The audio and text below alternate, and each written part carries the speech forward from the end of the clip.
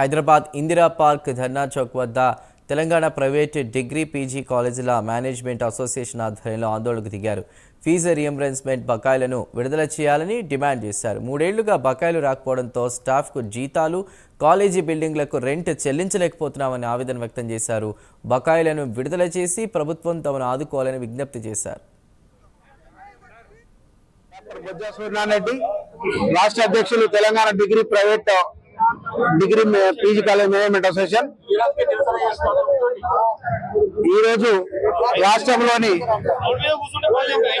degree మరియు PG college management association వారు గత 3 సంవత్సరాల ఫీజు బకాయిలు రాక ఎన్నో ఇబ్బందులకు గురవుతున్న సందర్భంగా